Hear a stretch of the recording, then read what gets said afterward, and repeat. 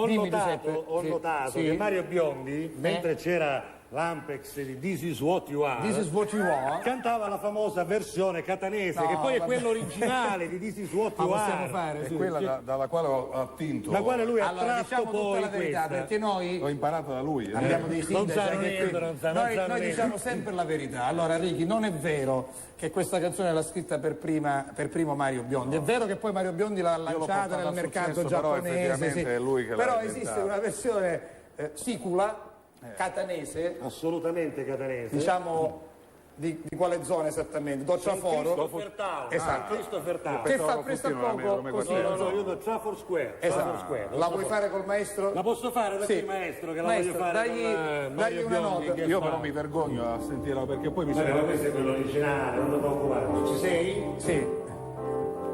Quando arrivo venerdì, ti raccogli sempre qui, a travagliare non ci vai, e che mattina non ti stusi mai.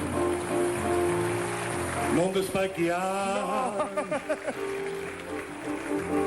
C'hai la macchina coupé, l'orologio di Cartier, ma un caffè non offri mai, e sotto in ta sacchetta non ce n'hai. Non ti spacchiare. Nai. Questa è la parte. Non ti spacchi. Uguale, visto? Nai. Non ti spacchiare.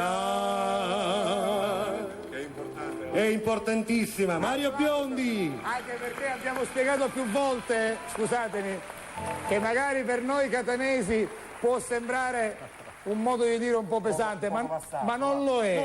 Non lo è. Noi abbiamo spiegato che non lo è. Perché non lo è? Non lo è perché in realtà sì. Questa mi spacchiarsi, spacchiarsi è la traduzione bravo, dialettale dello siciliana, spocchia in italiano. Uno che è spocchioso in realtà è uno che si dà delle arie. È vero, è Il vero. problema è che questa parola somiglia ad un'altra più volgare che noi usiamo nel gergo, però in realtà non ti spacchiare, ovvero non ti spacchiare, significa non darti delle arie. Ma Soprattutto se mettiamola. hai la macchina coupé, l'orologio di Cartier, ma un caffè non offre mai, picchi sotto nella secchietta, non ce n'hai. Esatto, Quindi vero. non ti spacchiare. Allora, avete capito da dove Mario Biondi ha attinto l'idea.